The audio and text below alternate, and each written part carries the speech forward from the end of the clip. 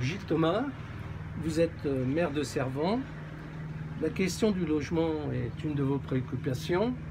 Comment recevez-vous les propositions du programme du nouveau Front populaire? Eh bien, tout d'abord, je suis ravi de voir que le maintien de la loi SRU fait partie des propositions qui permettront de garantir le logement pour tous. Il faut accélérer en même temps la construction de logements, et 200 000 logements pour 5 ans, c'est une bonne impulsion, et je crois qu'il faut s'inscrire vraiment dans cette dynamique. Et derrière, la volonté qu'on a, c'est vraiment de pouvoir offrir à toutes les personnes qui ont les ressources nécessaires pour pouvoir se loger, d'être logées et ne pas se retrouver sans logement. Alors, sur la question du logement, donc localement et concrètement, que se passe-t-il dans le Chablais? Alors, nous sommes dans une zone transfrontalière, et il est énormément délicat pour un couple ou pour un homme ou une femme célibataire de pouvoir trouver du logement. Je vous prends l'exemple d'une personne célibataire qui travaille sur notre territoire et qui touche à peu près le SMIC ou un tout petit peu plus du SMIC. S'il est tout seul, qui demande un logement social, il aura énormément de difficultés à en obtenir un. Premièrement, il y a pas assez, le parc de logement social n'est pas assez dense et pas assez fourni. Et l'autre problématique, c'est la typologie des logements. On ne pense pas assez à faire des T1 et des T2 qui permettent à ces jeunes célibataires de pouvoir obtenir un logement et un toit. Dans le parc privé, aujourd'hui, si vous êtes sur un T3, vous êtes à 900 euros sans les charges. T2, vous êtes à 600, 650 euros sans les charges. C'est impossible pour un jeune qui touche 1400 euros par mois. Quand on cumule le reste de ses charges de vie, c'est pas possible. Donc il est obligé de se retourner vers le logement social. Et dans le cadre du logement social, il n'est pas prioritaire. La situation familiale fait qu'une femme célibataire ou un homme une femme avec un enfant ou un homme avec un enfant, pour les couples aujourd'hui de plus en plus monoparentales, passeront forcément devant lui. Et c'est vraiment une problématique pour tous ces jeunes qui veulent rentrer dans l'emploi. Donc la typologie du logement est vraiment quelque chose qu'il faut réfléchir avant de mettre en place un programme. Et la deuxième chose, c'est comment arriver à dynamiser dans notre territoire la création de logements sociaux. Nous avons un retard certain. Toutes les communes ne sont pas en retard, hein. Très clairement, aujourd'hui, la ville de Thonon-les-Bains atteint presque 25% de logements aidés. Moi, je préfère le logement aidé que le logement social. Mais toutes nos communes de plus de 3500 habitants ont du retard. La loi SRU les oblige à obtenir ce taux de 25%, mais ils ont du 8, 10, 12% dans leur parc. Ça veut dire que, très clairement, pour la population qui travaille sur notre territoire, l'offre n'est pas assez dimensionnée. Donc il faut vraiment que l'État aide les collectivités locales à pouvoir investir et convaincre les bailleurs sociaux de venir construire chez nous des programmes de logement social.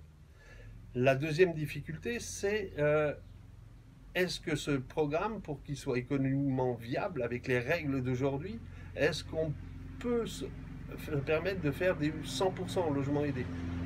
Et là, la question de la mixité sociale se pose. L'équilibre des promoteurs et des bailleurs sociaux, souvent, on arrive à faire du 25-75.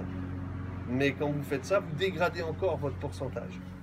Donc le rattrapage sur les années qui arrivent du manque de logements sur notre territoire est vraiment une question sur laquelle il faut se pencher, et très rapidement. Les documents d'urbanisme vont nous aider. Le plan local d'urbanisme intercommunal, habitat et mobilité, qui est en train de se mettre sur Thonon-les-Bains, sur Thonon Agglomération, va nous aider. Mais derrière, il faudra passer aux actes. Les dire, c'est bien, mais le faire, c'est mieux. Obstacle, si on peut dire. Donc, notamment, comment aborder la maîtrise du foncier et comment prendre en compte la loi ZAN, donc zéro artificialisation nette, qui ne facilite pas les choses. Alors, vous touchez le cœur des réflexions d'aujourd'hui. Dans l'encadrement de nos textes d'urbanisme, on se doit d'atteindre en 2050 cette zéro artificialisation nette. Ça veut dire que, très clairement, on pousse plus le trait. Donc si on pousse plus le trait, on doit faire soit de la restructuration urbaine, soit de la rénovation, ou redensifier. Et aujourd'hui, ce qui nous manque cruellement, c'est un outil public de maîtrise foncière, de manière à pouvoir, à l'intérieur de nos villages et nos villes, pouvoir poursuivre cet effort de logements sociaux. Dans le Chablais, même si un maire souhaite et a la volonté de pouvoir installer du logement aidé, il se confronte automatiquement à la problématique du prix du foncier. Vous préemptez sur un terrain 110, 115 000 euros, 130 000 euros de terrain. Le bailleur social, vous lui dites, ben voilà, j'ai ce terrain-là pour pouvoir construire.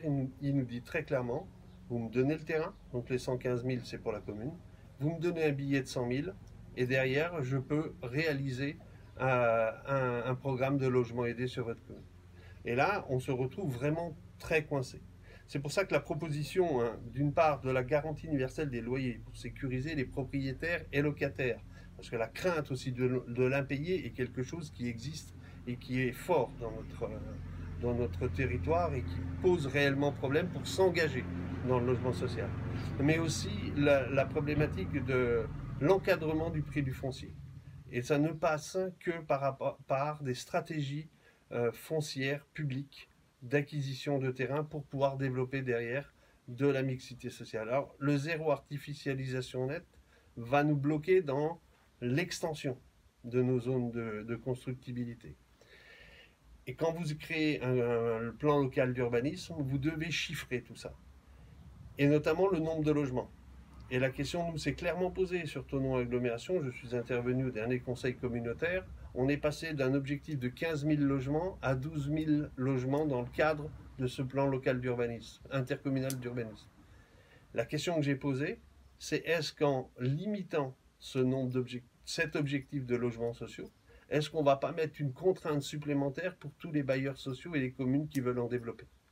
On m'a garanti que non, mais j'en suis pas convaincu et je pense qu'il faudra vraiment réfléchir à ce que les contraintes soient allégées, que ce soit au niveau du foncier, de la typologie et de l'argent que l'État doit aujourd'hui donner aux bailleurs pour pouvoir aller plus loin dans la constructibilité de logements aidés. Les logements sociaux, ça effraie. Comment vous répondez à ça?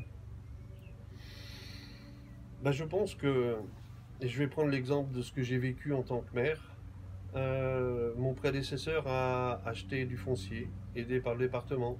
Un programme de 2 bâtiments de 8 logements aidés ont été créés. Nous avons une réticence de la population avec une dénomination, même si on montait qu'à 12 mètres, de Twin Tower de Serran. La force politique, l'engagement politique de la commune est allé sur le programme. Nous avons installé les gens et quelques années après, j'ai pu constater une initiative extraordinaire de fête des voisins qui a pu rassembler l'ensemble des personnes du quartier, propriétaires et locataires, et dont des gens qui étaient au départ réticents. Et aujourd'hui, on est allé au-delà de cette résistance inhérente au départ